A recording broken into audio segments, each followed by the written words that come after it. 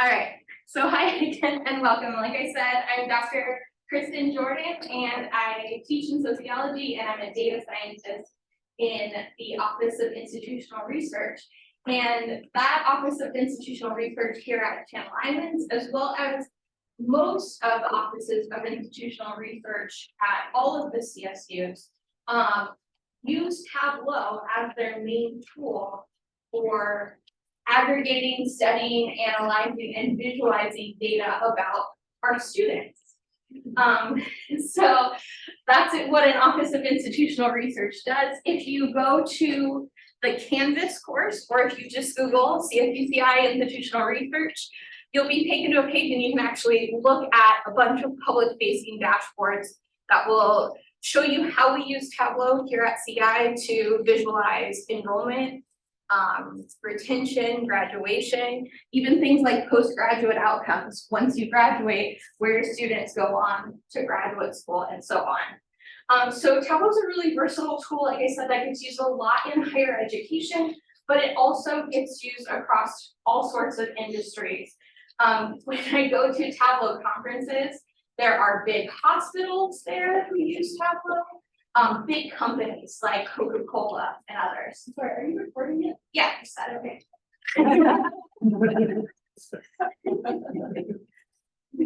Well, now I'm afraid I'm gonna double check. We're recording.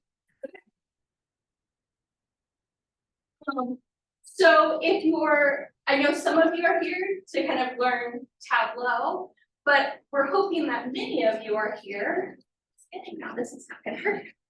We're hoping that many of you are here to participate in the Plot-A-Thon.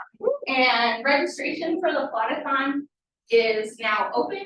It's an event towards the end of February, and it's a chance to put your data visualization skills and data storytelling skills to the test using Excel, Tableau, R, or Python.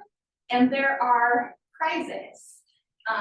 Cash and or gift certificate, I'm not sure of prizes, but like huge dollar amount prizes, a couple $100 here or there, right, Colin? I believe so. Okay.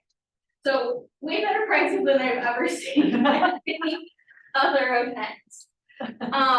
So you can use this QR code or the link to take you to the WMC events page, and it has a registration button to get you started and registered for Plot-A-Thon.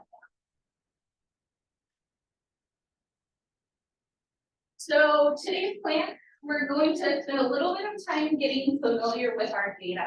I have a kind of small sample data set of some Spotify data that we'll be playing around with and visualizing and analyzing in a little bit. The data that I have for you is already clean. Yay. I'm going to show you how to do a few things in Tableau in terms of kind of data prep and data cleaning. But when you're participating in the Plot-A-Thon or when you're working with data of your own, it's important to clean your data before you analyze your data.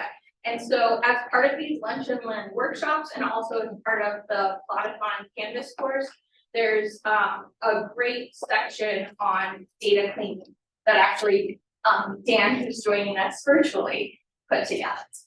Right. So if data cleaning is something you're not familiar with or comfortable with, make sure that you're going through those steps too. There's no point in analyzing data if it's bad data. Then we're going to talk about what descriptive statistics and data visualizations are. And then we're going to get started in Tableau. We're going to connect our data, go over some key terms and features. And then most importantly, and what I'm hoping we're able to spend the most time on today, is actually going to be exploring and visualizing the data. So let's talk about our Spotify data set. Anytime you're looking at data, again, the first step is going to be to kind of get aware of what's in the data, clean that data, review that data. But again, I very kindly cleaned some data for you already. So let's take a look at that data. And if you haven't already, you can download the data at one of these kind of mini links as well.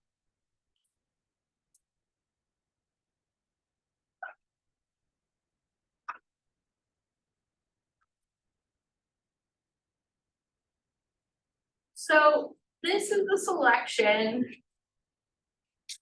of Spotify data from songs that were released between January and June 2020. So a very interesting time period. And this again is just a selection, but I want to take us through kind of what we have here. So we have 40 rows because our first row is a header, right? We have an ID number, the highest charting position. So, you know, did they chart #1 or not? And apparently you can go all the way into the hundreds in terms of charting. The number of times they charted, song name, number of streams on Spotify, the artists or combinations of artists, which becomes an interesting problem that we'll talk about in a little bit. The number of followers the artist has. This is what is supposed to be a unique song ID, but when we start exploring the data, we're going to find out that it's actually duplicated once in the case of a song that is then remixed. Both the original song and the remix use the same song ID here. This is a very broad genre. Certainly all of these songs could and do fit multiple genres, but this is kind of the broad kind of first category of genre for the song itself. Release date, a score of popularity, this goes from 0 to 100. But most people are in the like 70s, 80s, 90s. Then there are all these very interesting danceability, energy, loudness, speechiness, acousticness, liveness, and tempo. That these are all measures, well, except for tempo, just kidding, tempo is something else, but danceability through liveness are all measures of something about the music. We don't actually really know much more than that, right? This data that we were given and the code book doesn't kind of explain, but in general, most of them are scored from 0 to 1, and the higher that number is, the more danceable or the louder some song is by however Spotify measures these things. Then we got tempo, duration, valence, chord, and here is a country field and then a state field if the artist is from the United States, because I want us to play and explore with maps today too. Because as I mentioned, there are multiple artists. Sometimes this is the country and state of the first artist listed. So if multiple artists recorded a song, it's the first artist. All right. So when you're looking at data, you want to ask yourself a few questions, right? You want to look, how many rows are there? Right? There were 41 rows, but really 40 rows of data because of that header.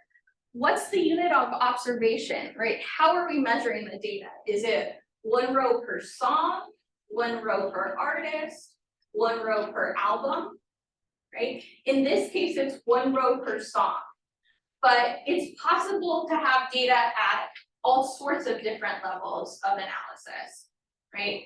Often here at CI, we measure things at the student level of analysis, but sometimes we measure it at a class section or course level.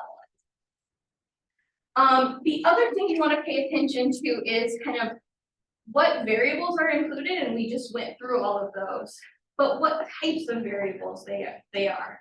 And in general, this is very broad strokes. Take my stats class or somebody else's stats class if you want kind of a more detailed explanation. But very broad strokes, there are categorical variables and numerical variables. And so categorical variables are going to be things like eye color. Or in the case of our Spotify data, something like genre is a category, right? Tableau calls these dimensions and very kindly color codes them blue for us. So Tableau kind of helps us identify and keep track of these things, although Tableau sometimes does make mistakes. Numerical data is what it sounds like, right? It's data that's measured with numbers, and Tableau calls those measures. So things like that loudness and speechiness, the popularity score, those are all numerical values. We get back in slideshow mode. Okay. So when we're working with data, there are lots of ways to analyze the data, lots of ways, very, very complicated ways that people spend years and years studying. For the purposes of Plot-A-Thon and for the purposes of having fun with Tableau and visualizing data, we're just going to focus on descriptive statistics. And these are numbers or charts or graphs that describe, that summarize the data. We are not doing any sort of inferential statistics or statistical testing. So we'll be doing things like frequency distributions, how many songs are in each genre. Or we might do a measure of central tendency like mean, median, mode and figure out what is the average level of popularity of the songs. We can also look at the relationship or the correlation between two variables, right? Maybe more popular songs are more energetic, and maybe acoustic songs are less energetic and get streamed less. I don't know yet, we're gonna have to explore the data, but we can look at those relationships. When you're looking at relationships between two variables, or when you're looking at correlations, it's very important to remember that correlation is not causation, right? That just because something increases when something else increases, or something decreases when something else increases, it doesn't necessarily mean that one causes the other, right? Even in the example of this class, right? Hopefully there's a correlation with your Tableau knowledge and having participated in this class, but maybe you're like, I can't listen to her, I'm just gonna kind of be on my computer and do something else, and then later on you go and work on Tableau, right? So even though you participated in this class, all we can say is there's a correlation between attending and learning things about Tableau. We can't actually say that your participation caused your knowledge of Tableau to increase. Does that make sense?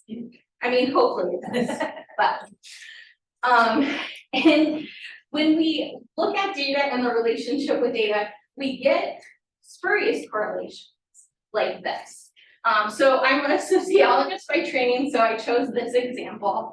The black line is the number of sociology doctorates that are awarded in the United States.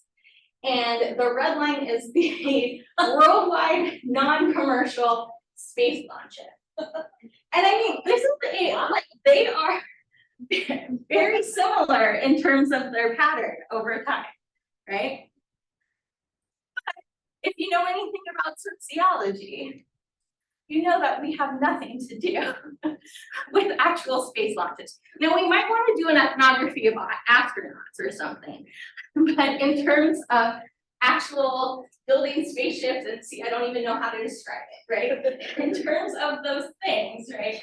And so this is a spurious correlation. So you want to be careful if two variables look like they have some sort of relationship, right? It could be for some other independent reason that's not captured in our data. All right. So we're getting to the fun stuff, the data visualizations. When we're talking about data visualizations, all we're talking about is charts, graphs, ways to visually summarize data so that we're going from a complicated spreadsheet that you look at and you're like, what? That's a whole lot of numbers and letters, but what is it telling me? To something that tells us at least part of the story about what's going on in the data.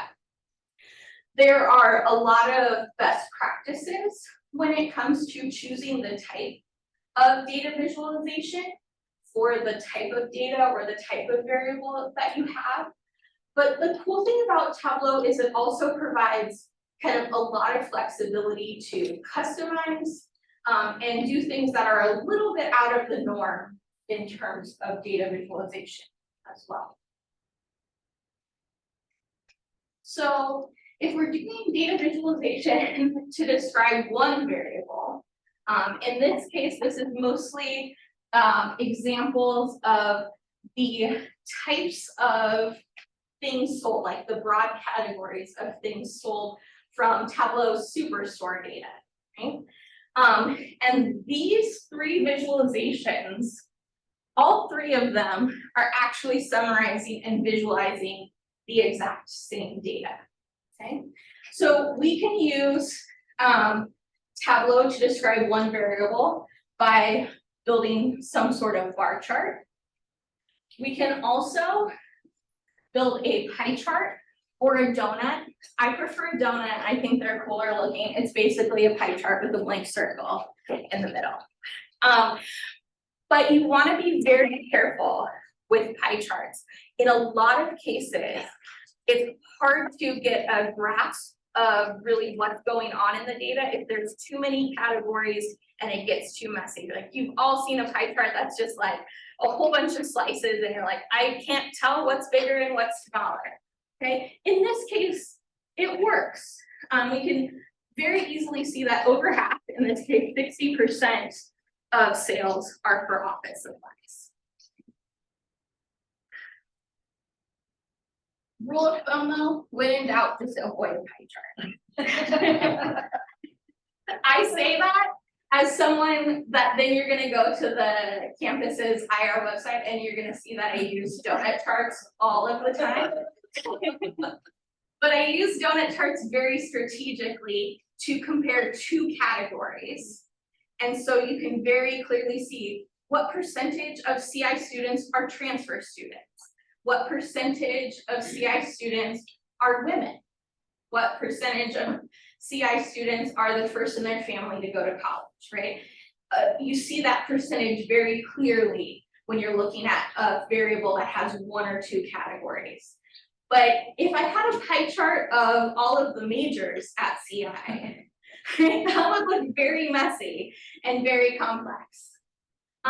We can also do things like heat maps or tree maps to visualize data. In this case, I would argue that this is not a super effective way of visualizing this particular data, but they have their uses.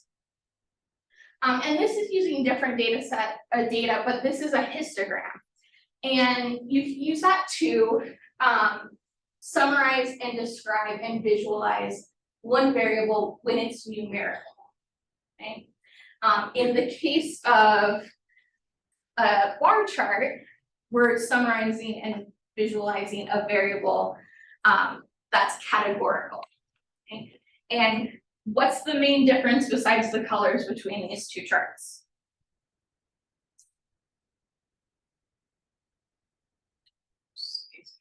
Right? There's spacing. So for a bar chart, there's spacing between the categories because the categories are distinct. Okay? With a histogram, the bars are touching, right? They're right next to each other because the numerical value is continuous. Does that make sense? Okay. I don't show one here, but you can also use a frequency table, and we'll play around with Tableau to do that. But that's the least fun visualization there is. You can also use Tableau or any other tool truly to visualize a relationship between two variables. And so in that case, we might do something like a line graph or a scatter plot. We could even do something like a contingency table. And contingency table is just a fancy name for a cross tabulation or a crosstab. So you might have been in a class where somebody's asked you to run a crosstab. That's what we're doing. We're looking at the relationship between two variables in tabular form. Okay. And here is just 40 of the hundreds of different ways Tableau can help you to visualize data. Again, some are more effective than others. Some are easier than others. There's a number of them that are baked right into Tableau that with a couple of clicks of a button, you'll get a beautiful chart or graph. There are others that, if you do some Googling, and there's a great Tableau community. There's a group of people who call themselves Tableau Jedis, who have figured out ways to kind of bend Tableau to their will and get it to do all sorts of cool visualizations by combining different things. I'm not going to show you those today. Those are kind of really complicated and scary. But know if you ever see an example of a visualization in Tableau, some quick Googling will take you to a nice video or document that helps you do that. And pretty much anything you need to do in Tableau, Google will tell you. Again, it's a huge, huge community. There's lots of resources out there, and there's no shame in having to Google something. In fact, I Googled something just this morning to remind me of I had hidden a field and I needed to get it back, and I couldn't figure out where the get it back option was, right? And instead of sitting there and trying every option and beating my head on the table, I was like, Google, please tell me. And I found 45 links that were willing to tell me how to do it in 3 seconds, okay? And I use Tableau literally every day, but sometimes, right, you may use a feature once a year or once every semester. So don't be afraid to kind of Google, to ask questions, all of those good things. Okay, so let's get started in Tableau. Hopefully you have Tableau downloaded and your Spotify data set downloaded, and we're going to switch over to working right in Tableau.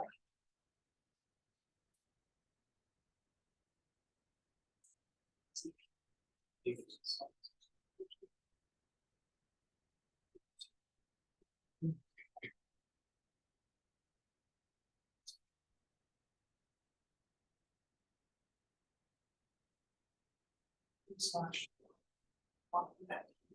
T dash A dash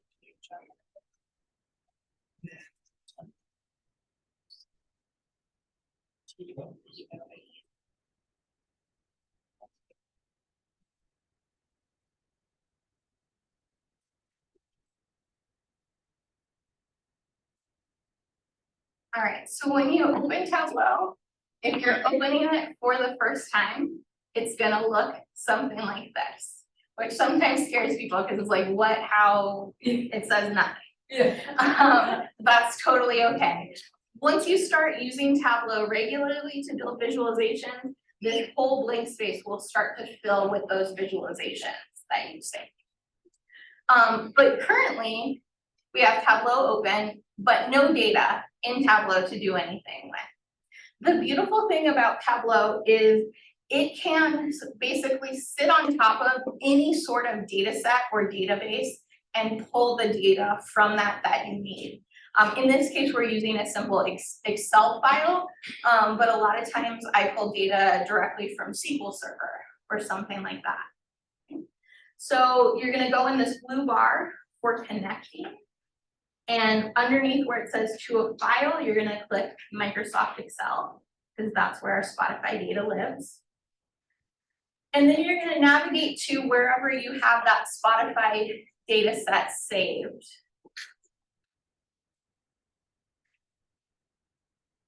And then you're gonna open it.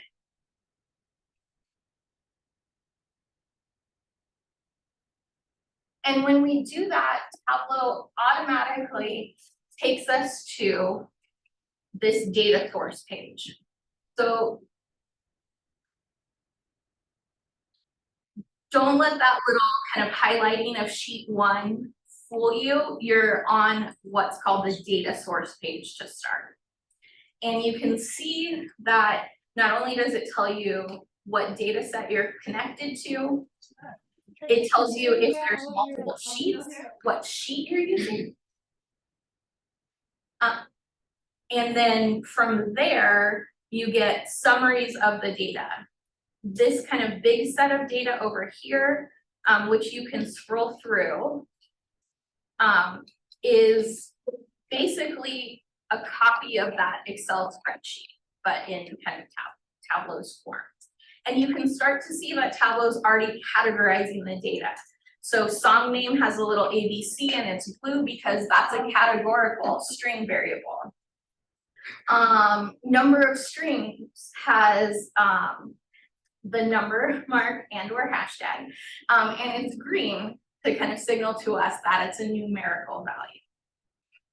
So we can look at the entire data set in this pane, and you can move things around to kind of make things the size that you need for whatever you're doing.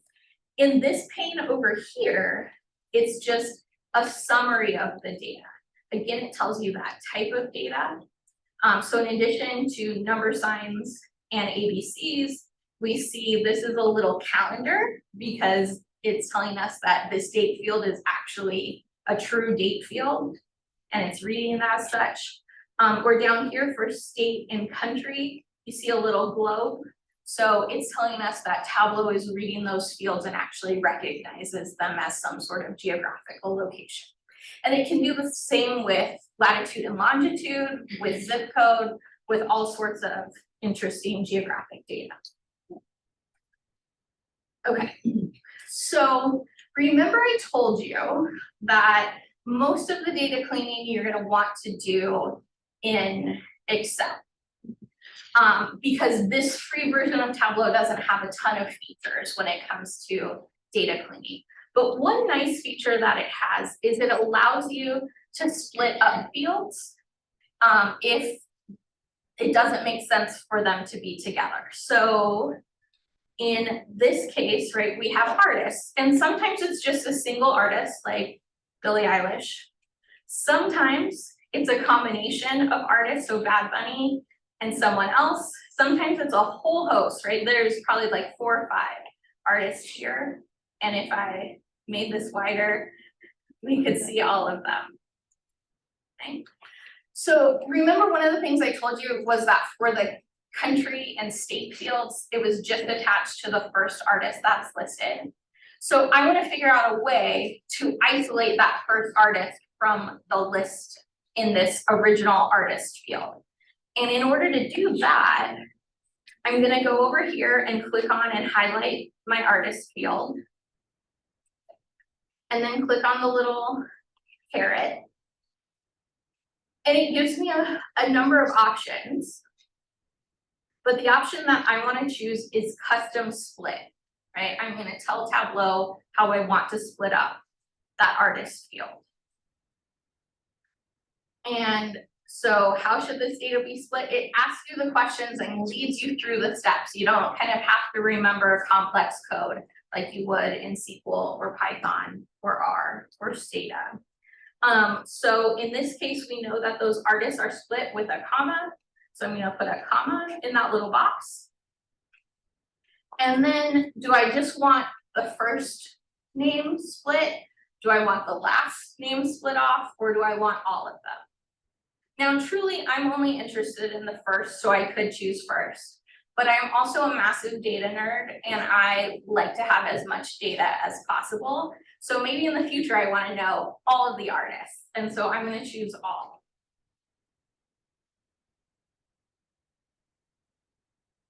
And if you scroll over, you can notice the original artist field is still the same. Tableau doesn't change those original fields, but it creates new fields for us.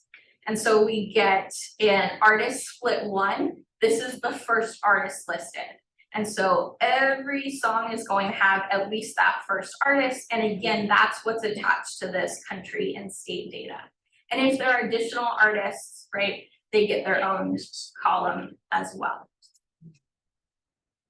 Yes. So if the comma was kind of the identifier, is there something that Spotify also dictates where it understands, this Tableau understands that this isn't a whole name, right? Billie Eilish versus wanting to split Billie and Eilish, didn't do that. But did Spotify code something when it came in? So Spotify, when the data came in, Spotify separated artist names with commas. Sometimes it will be, there'll be like quotation marks and then commas or brackets. It could be anything. And sometimes it is a space. But you're right, in the case of artist names, sometimes they're single artists, right, has multiple names. And so we don't wanna split like Billie Eilish by first and last. And so when we chose that custom split option, right, we told it that the way the field was separated was with a comma. If we told it that it was separated with a space, it would then split the names on every single space. So you get one that says, one column that says Billy, one that says Eilish, one that says Bad, one that says Bunny, and so on, right? That doesn't make sense. But say this was something like, I had a list of all of your names, and it was first and last name, and I wanted to split them, so I had one column of your first names and one column of your last name. In that case, that makes sense. And so in that case, I would just tell it that I need to use the separator of a space instead of a comma. And it could be a slash, it could be whatever's separating those data pieces. And it could be multiple things. So if it's a slash and then a space or something, you just tell Tableau in this little box that that's what it is. But if I'd had a comma, like if I'd had Eilish, like comma Billy, it would have separated. Yes. Okay. Yes, yeah, so you want to kind of pay attention to how the data is formatted. And again, that's where some of the more complex data cleaning, it makes sense to do it in Excel rather than Tableau Public, because Tableau Public just doesn't have the data cleaning features that the thousands and thousands of dollars version does. All right, does anyone have any questions about this data space page? Is everyone kind of with me and has been able to follow along? Yes. You were saying something about the artist because the country, Yes. you're still getting the first name of the artist, the country from the first artist, right? Yes. Yeah, and so the country and state are fields that didn't come from Spotify. They came from my Wikipedia searches earlier today. Because I wanted to be able to show you how to do maps, and you need countries, or you need some sort of geographical data to do maps. So if something's wrong here, blame Wikipedia. And if you were in my class, I would tell you not to cite Wikipedia, but this is just for fun. But I only looked up the first artist that was listed. I didn't look up every single artist and where every single artist was from. Does that make sense? Yeah. Okay. Any other questions before we move on? Okay. So once you have your data source set up, you can always come back and review, make changes, etc.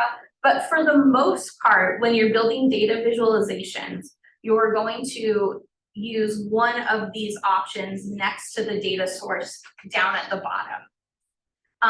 So there's three different kind of ways to build visualizations and combine visualizations in Tableau.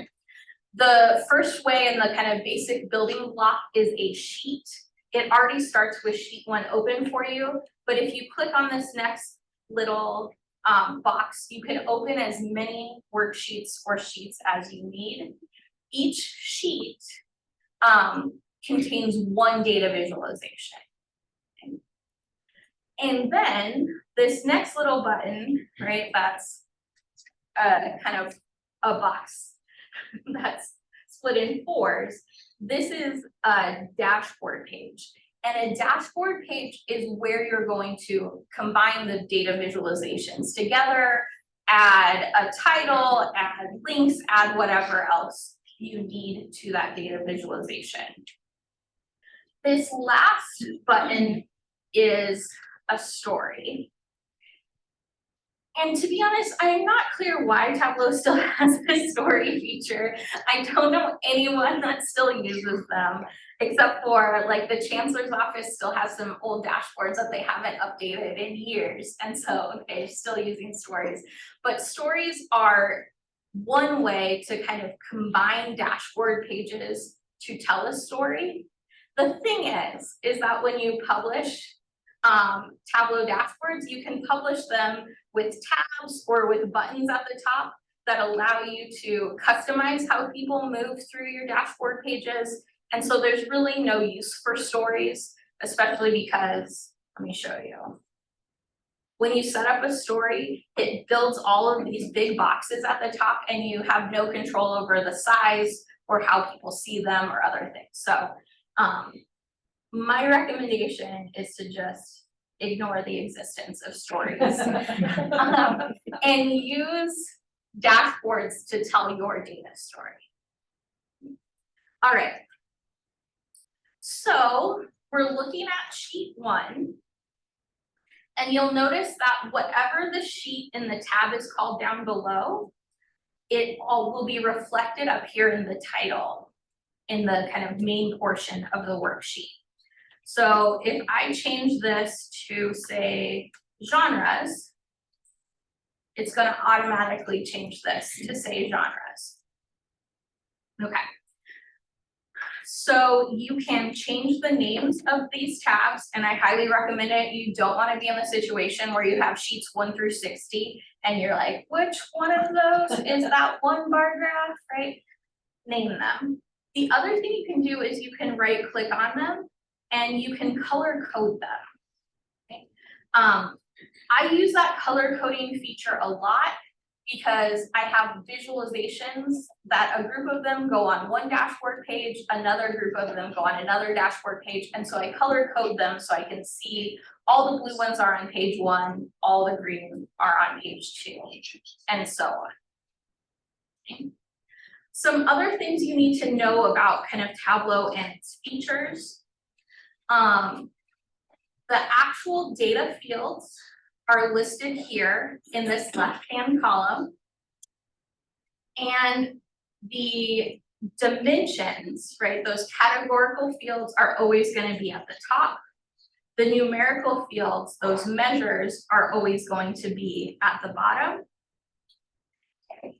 You can search, so if you have a data set that has 100 fields, you can search for the field that you need, as opposed to scrolling through. That's a very nice feature. Next to that are these, what we call cards. And there's a pages card, a filters card, and a marks card.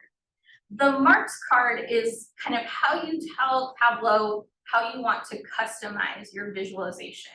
So you can customize the colors that are used, the size of the bars or circles or whatever it is that you're using. You can customize the text and labels. Details works in a variety of ways, and we'll get to that. And then tooltip is this really cool thing that in your actual visualization, when you mouse over it, a pop-up will happen just like this, but that will describe your data in whatever ways you've customized it to be described. Okay?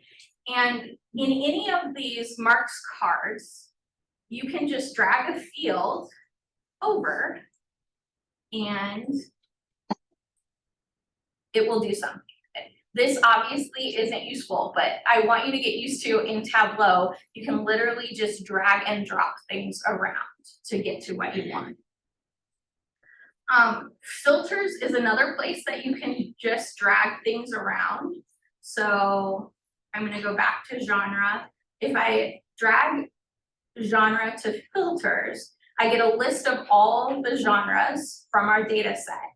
Well, maybe I'm only interested in pop music. And so I can limit what gets displayed to just pop music. I could also set this up so that the user has control over that and they're able to filter down the line once it's published. So filters and marks are really useful. Pages is an advanced feature that we'll have workshop version 2.0 for that. One of the most important spaces though is going to be your column and rows bar. This is where you're going to drag the fields to start your visualizations. So since I named this sheet genres and I've already started playing around with the genres data a little bit, let's start exploring it. So I'm going to click on and drag that genres field over to rows. Notice all the different things that are now outlined in orange right? That's Tableau telling us you can drop this in any of these places. I wanna drop it in rows. Okay, so now I get a table that lists each of the genres for these 40 songs. But I mean, that's not really telling me much, right? I wanna know what's going on with this data. How many of the songs are pop? How many are rap? How many of them are hip hop, and so on. So I'm gonna use our ID field. Remember, this is the field that doesn't have a duplicated ID. So it's gonna truly count all 40 songs. And so I drag that ID field to text. And now I get this mess, right? Hold on, wait for it. So ID is literally, these are the ID numbers of each of the songs, right? So there's one funk song with the ID number 1097. Okay, that doesn't tell me anything. What I want to do is count how many ID numbers are in each of these rows. And so to do that, I click on the little caret on my ID button or pill. Tableau likes to call these kind of blue, and you'll see some green in event fields, they call them pills. And you get a whole host of options, but the one that I'm interested in is measure. Because I want to count the number IDs. In this case, I know they're distinct, so count and count distinct are going to give me the same count. But in general, I try to err on the side of the most conservative option, which in this case is count distinct. So now we have a table that tells us there's 2 EDM songs, 1 funk song. It looks like Latin and pop music is the most represented in this data set of 40 songs. And we have our first frequency table. This is technically a data visualization. Is it super exciting? It's not super exciting, but we can make it more exciting. Okay, over here in the right-hand side of your window, you should have a little show me option. And if it's not open, click on it and it'll open. And this tells you all the different types of visualizations you can build with the data that you have. So the ones that are kind of fully colored are visualizations that work with the data that you've put in. So for example, we can have a frequency, or what Tableau calls a text table. And it tells us for a text table, you need 1 or more dimensions and 1 or more measures. And we have that. Our genre is our 1 dimension. And the count of our ID, even though that originally was a categorical field because we're counting it, now it's a measure. Okay. It's a frequency. And so I can continue to scroll and figure out, you know, can I build a map with genre? No, right? And so it's kind of grayed out. And if I look down below, it says for symbol maps, I need at least 1 geolocation field, and I don't have that here. But I can do things like build a bar chart, right? And you just click on that, and very quickly you get a bar chart.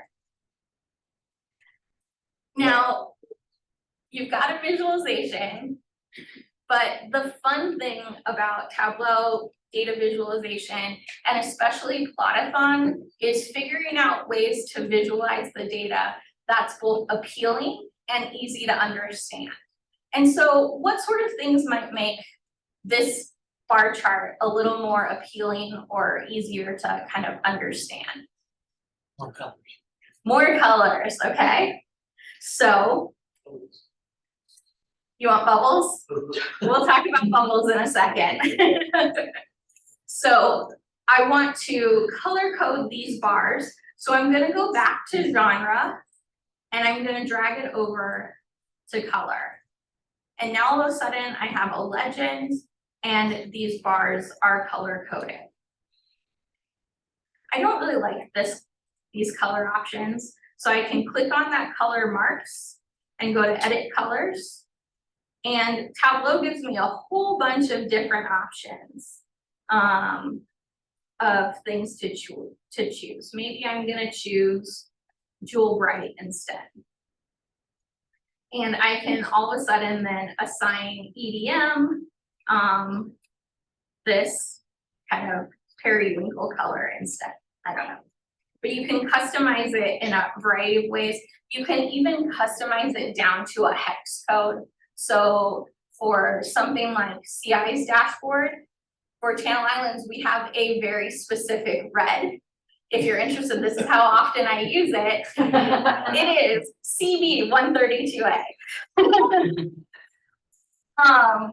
And so when I'm making bar charts and data visualizations for CI, I make sure to use that specific red.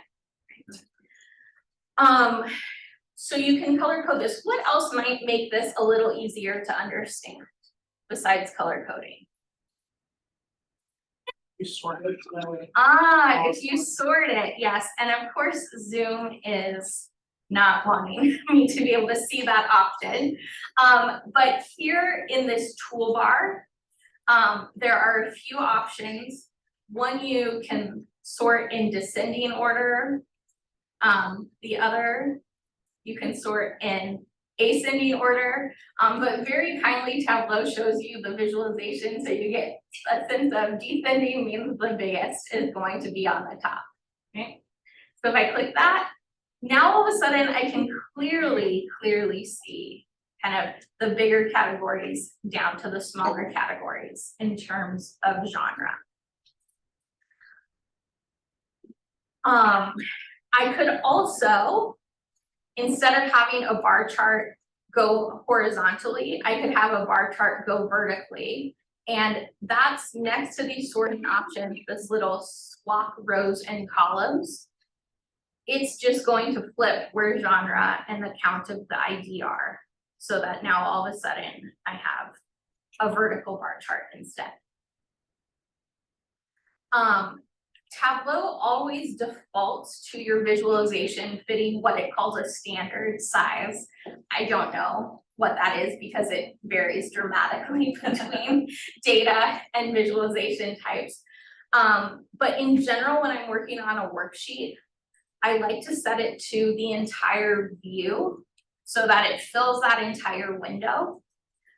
You can resize it later, but it's easiest to start with it filling that entire view instead of being like a tiny number up in the corner or something like that. All right, what else might make this bar chart a little easier to understand? I feel like numbers on the top of this. All right, so we want some labels to know what's going on. Does that sound good? Yeah, that's Okay, so we're gonna take our count ID. Remember, that's the field that's counting how many of each genre there are. And so I'm gonna go back over here to ID. And this time I'm gonna drag it to label. And again, it's putting the actual numbers on, but if we change it to count distinct, I'm gonna get a count right at the top. The cool thing about Tableau is all of these things can be customized within that. So I personally think that those numbers are really kind of tiny and I'd like to see them a lot bigger. So I can make them size 16. Maybe I make them bold. Maybe I show you the hex code for CI. I wouldn't actually choose this because it's not color coordinating. Oops, I made it wrong here. See.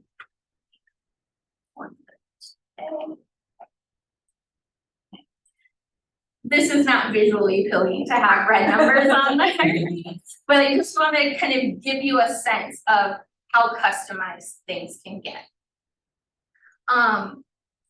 The nice thing about Tableau is when you're building data visualizations and particularly with something like Plot-A-Thon, where your end goal is an infographic, sometimes you bend the rules a little bit about how you visualize data, right? In a stats class, for example, I would say that it's very important to have your x-axis and y-axis labeled, right? Have a title at the top, all the things to kind of make it a professional, publishable in terms of a research project graph. But sometimes those things are not as kind of fun and visually appealing for something like an infographic. And so I can actually do things like right click on the y-axis, and here where it says show header, if I click that, it takes away that header because it wasn't really contributing anything because the labels are telling me what the frequencies are.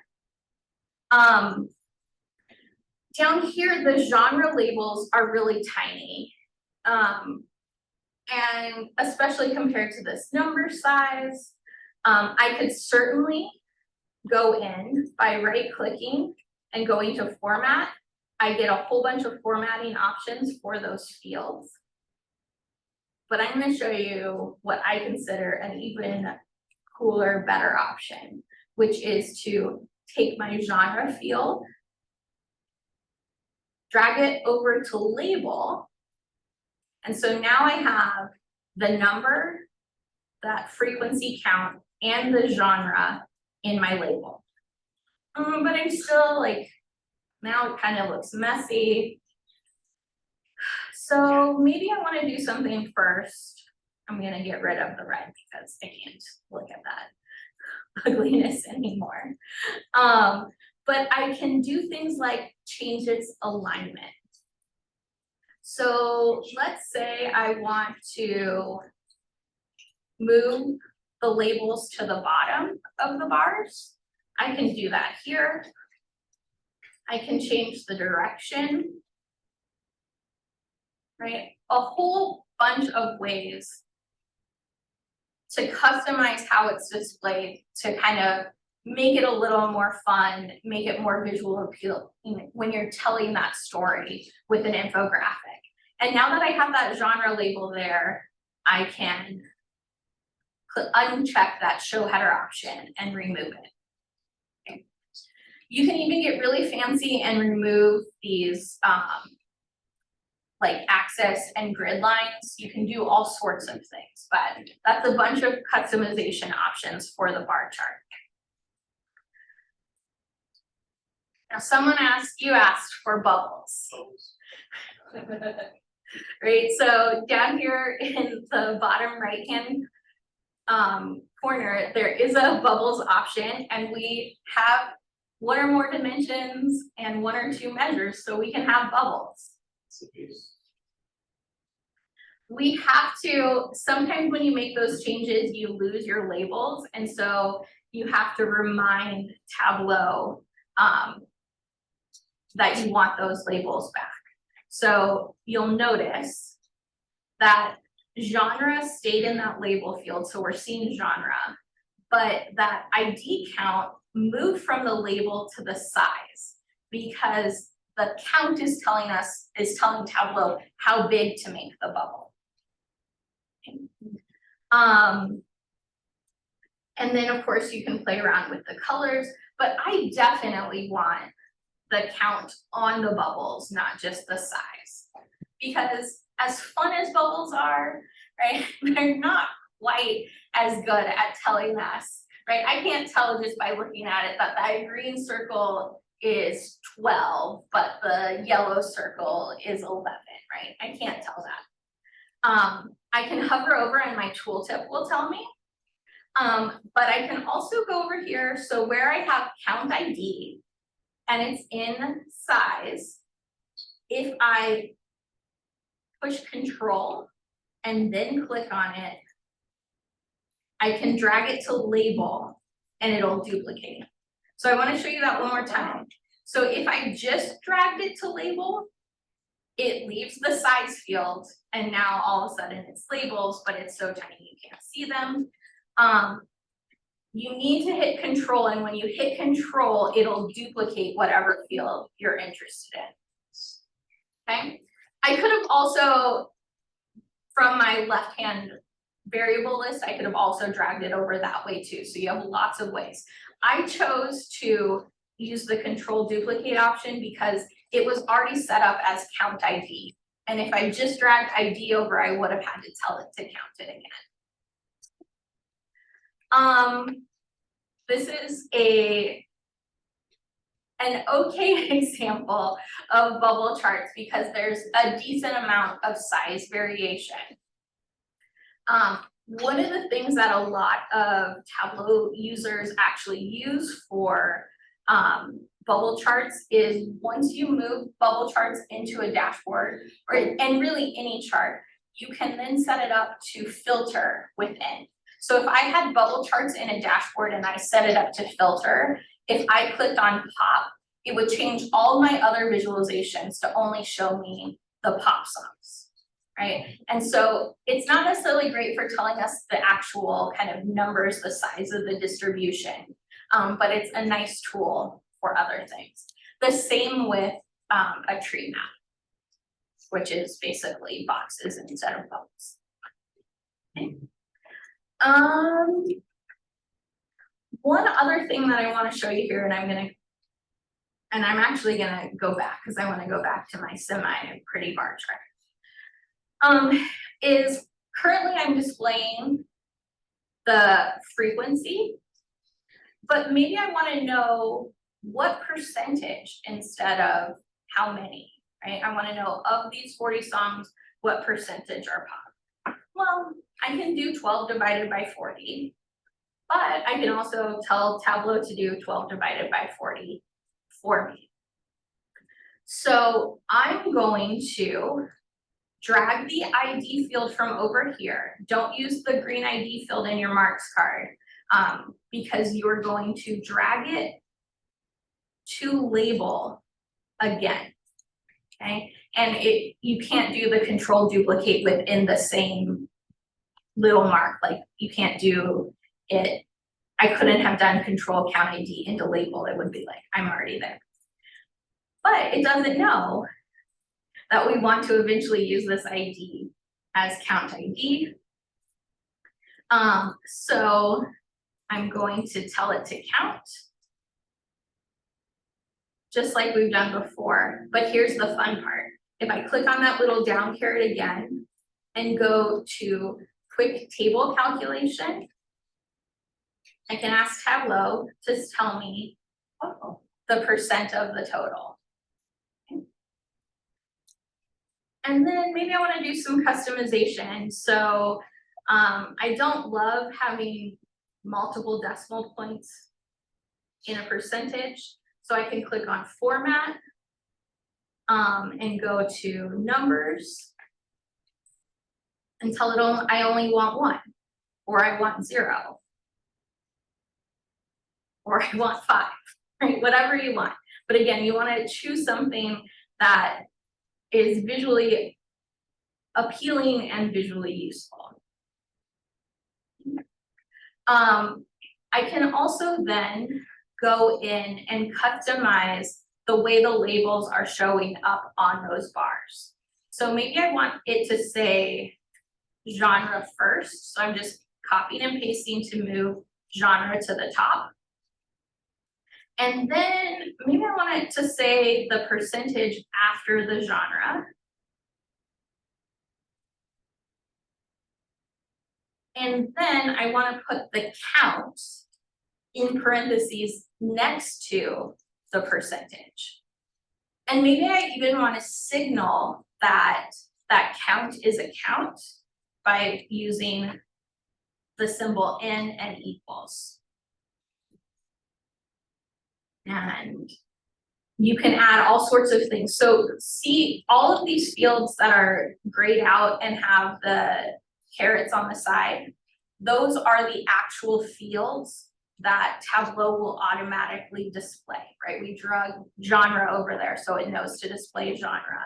But you can type anything you want into this label and it'll include that in the label.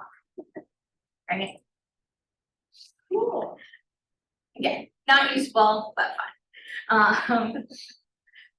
That particular comment. So you have all sorts of customization that you can do here. Okay. So that's a bar chart or some other options like bubbles where we're describing one categorical variable. Let's open up another sheet by clicking on the new worksheet button. And let's play around with describing one new numerical variable. So I don't know about you, but I'm interested in this popularity measure, like what's going on there? What do we know about the popularity of songs? So I'm going to choose this as the numerical value that at least we're going to get started and play with. So I have two options here, and I'm going to show you both. The first is I could drag it to my rows or columns, and it'll automatically start building a histogram for that numerical field. I can also drag it to the text, and it will display the actual number of the calculation. And I know that's really tiny, so I'm going to fix that by right-clicking on it and going to Format. And then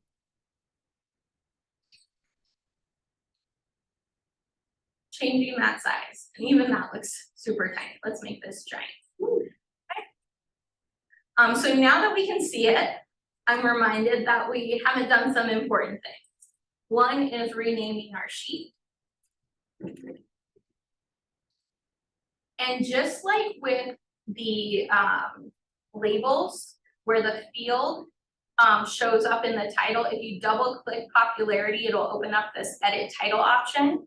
It automatically populates with the sheet name, but you can remove that from it if you want. You can customize it. You can add any text or anything else that you want there as well. So maybe I want it to say sheet name from, so popularity of Spotify songs, January to June 2020. That's way too long of a title to use in the actual tab down below, but I can make that customization above. Okay. Now, numbers like this, first of all, we got to figure out what on earth is this 2,857. Does anyone know what this is relative to that popularity field? I heard somebody, I think someone said some who said some. All right, we all know it's you. That is the correct answer. So excellent. And we know that because it actually tells us here, right? It says some and then in parentheses, popularity. So what it's done is it's taken the popularity scores and it's summed them. It's added them up for every single song. Is that a useful number? Does it tell us anything? No. But Tableau can tell us some useful things if we ask it to. So as always, I'm clicking on the caret to open up my menu. And here I'm going to go down to measure. It tells me that sum is already selected. But I'm going to switch that over to average. So now I know the average or the mean popularities of all 40 songs. Now, in general, some sort of bar graph or some visualization is going to be more appealing, but I also want to encourage you to think about using big numbers, what we sometimes call call-out numbers, or I'm trying to think of how to say this, big A-word numbers, or bands.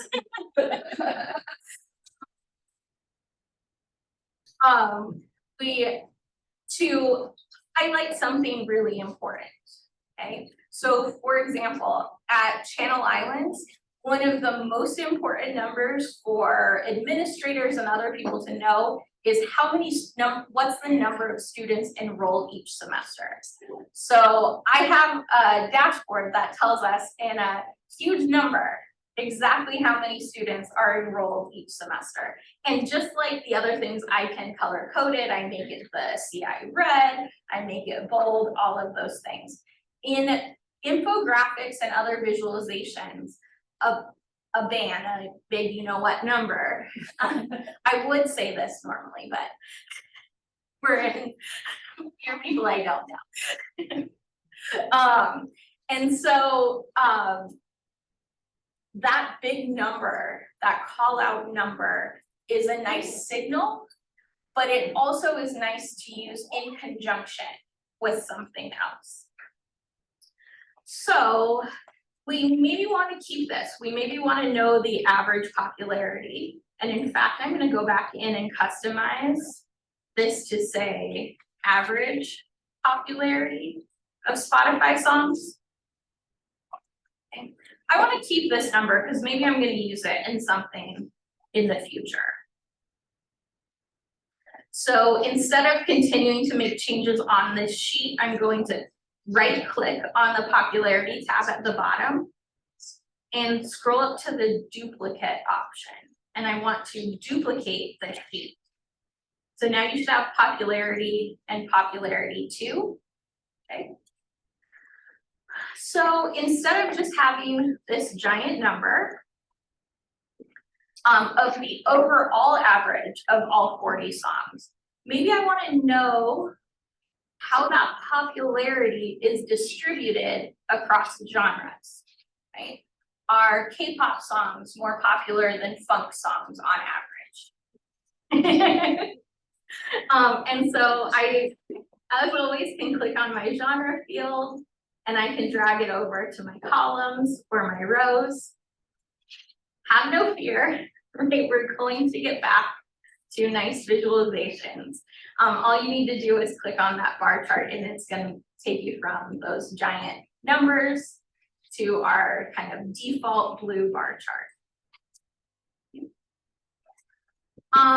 Again, I can do things like make it the entire view, make it vertical instead of horizontal. Most importantly, I can add a label. So I'm going to use that control click here, trick. So I'm going to hit control and then I'm going to drag average popularity to the label. And now all of a sudden those average popularity scores are showing up on my labels. Having them giant was really nice when we wanted a big call out number, but I'm going to make it something more reasonable. Thanks. And again, just like we did before, you have all the color coding, labeling, customization options that you may want. So far we've looked at how to visualize one categorical variable, how to visualize one numerical variable, how to visualize one numerical variable across the categorical variable. That's what we're doing here. We're looking at the numerical variable of popularity across the categorical field of genre. But sometimes we want to be able to compare two numerical values. And so to do that, I'm going to open up a new sheet. And because I'm interested in two numerical values, I know that I want to focus on my measures, the green fields in the bottom half. Popularity is something that we can maybe stick with, so we can drag that over. And then maybe we want to also drag over danceability. We want to find out, are songs that are more danceable more popular? It seems like a reasonable hypothesis, but I don't know. Okay.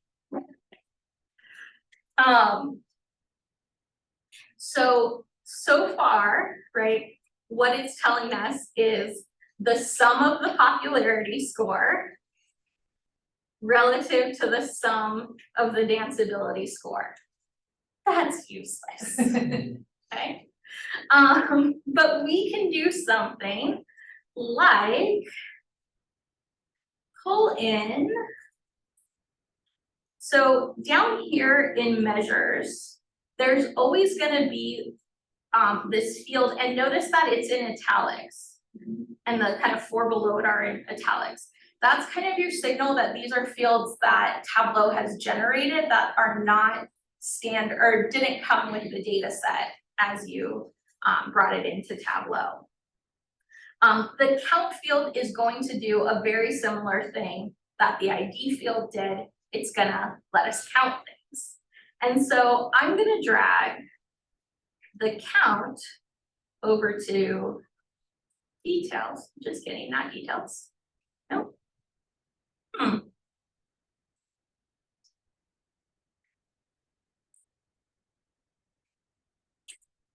Oh, I know exactly what I did, sorry. Undo, erase that from your brains. Instead of doing a sum here, I think we just wanna do, no.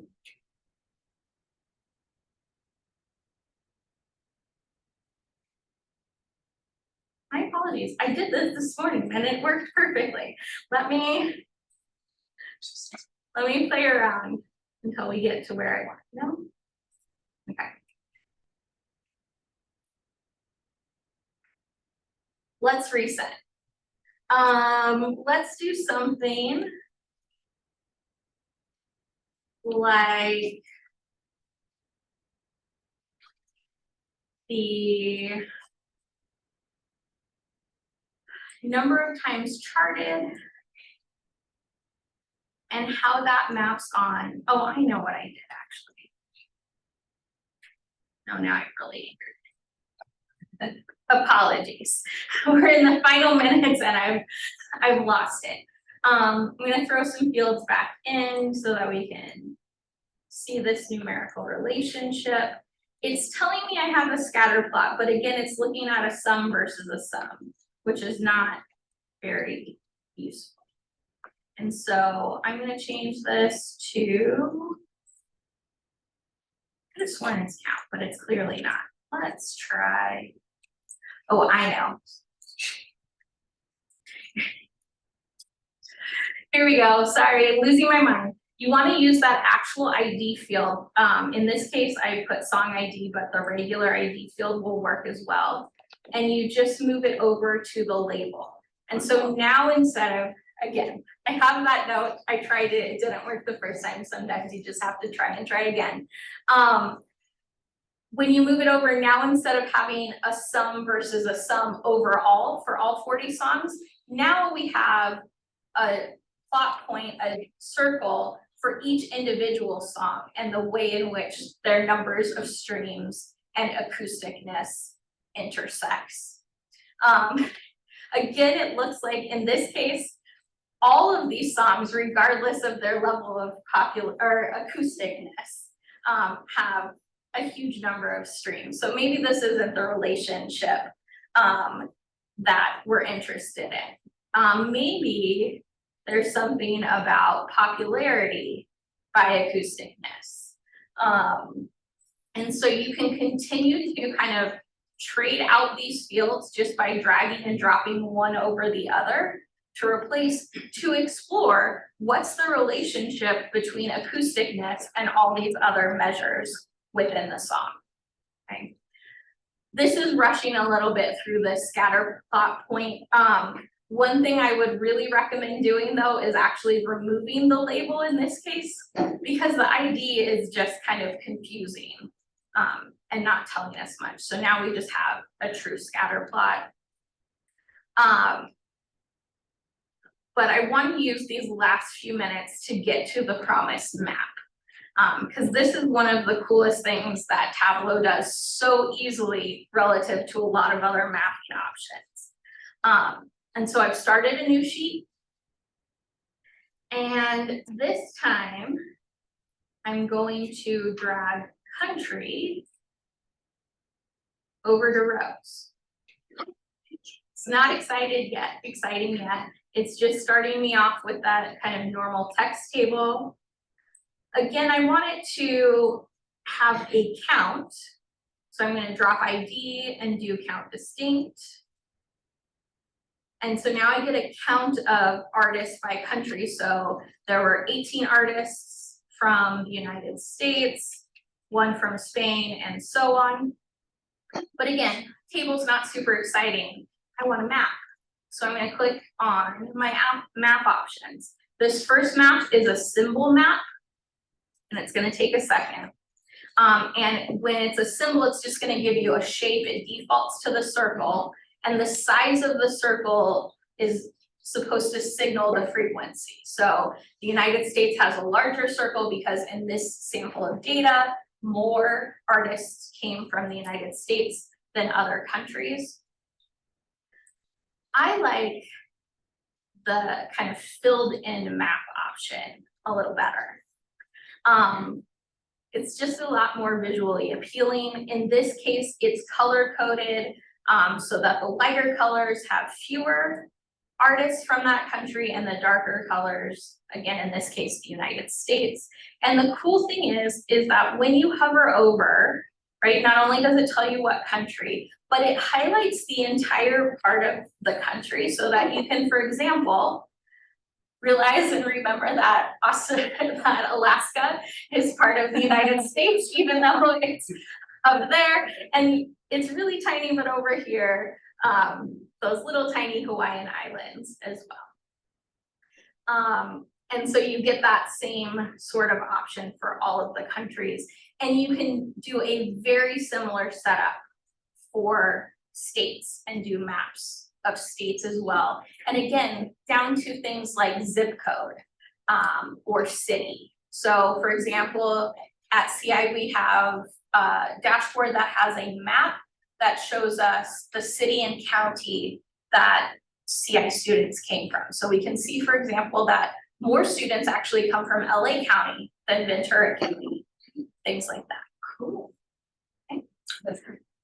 And then in our very last few minutes, I want to show you how to build an actual dashboard and put this together. So instead of opening a new sheet, I'm going to open a new dashboard. And now I have a list of all of my sheets over here. And now I can drag them in different ways to populate my dashboard. I can make this dashboard bigger. I don't know why it's such a tiny dashboard, but you can play around with its size. You can move these things and customize the size of these things in all sorts of ways. So like I said, remember for something like the genres, it was nice to have it on the full screen on the sheet. I can then in my dashboard resize it in a way that makes sense. In this objects box at the bottom, I can add in all sorts of other things like text. So maybe at the top, I want to add in a title for this dashboard page. I'm gonna call it Kristin's dashboard. You should call it something more useful, but we're just playing around. And again, just like always, we can customize the size, the formatting, etc. and resize. And there's a whole host of other options there.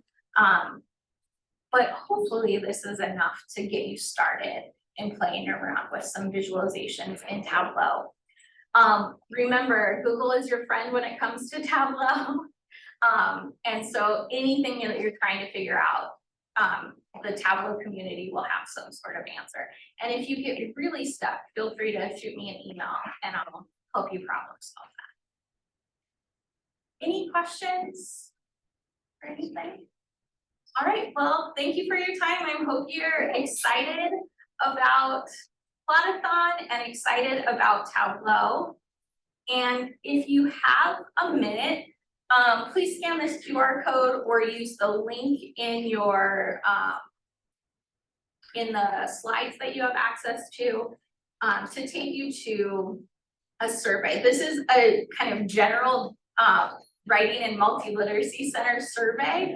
So you're gonna have to kind of find the answer choices that fit a Tableau and Plot-A-Thon workshop. But let us know how things worked, what could be more useful in the future, and so on. So thank you for your time. Hope you all had a good lunch. Thank you. Is the recording gonna be on the Spotify?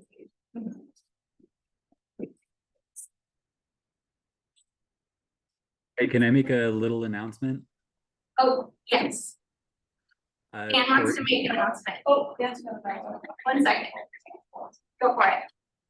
For anybody that has a minute, if you're leaving the library right now, our sponsor, the Trade Desk, is right outside of the library. I really encourage you all just to stop by and say hi and that you were at a Plot-A-Thon workshop. I think it would be really encouraging for them. Yeah. But, that's all. Thanks, Anne. Trade Desk. So, Trade Desk, actually does some really cool things with data visualization and has in the kind of past few years sponsored Plot-A-Thon and has started, providing other sorts of grants and things at CI. So Trade Desk is down below. They probably have free swag because most of those tables have free swag. So stop by, like Dan said, and let them know that you were at a Plot-A-Thon shop and see what cool stuff they have to offer you. Plus, the winners of Plot-A-Thon get a mentorship opportunity with the Trade Desk. Yes. Thanks so much. Introduce yourself. How are you?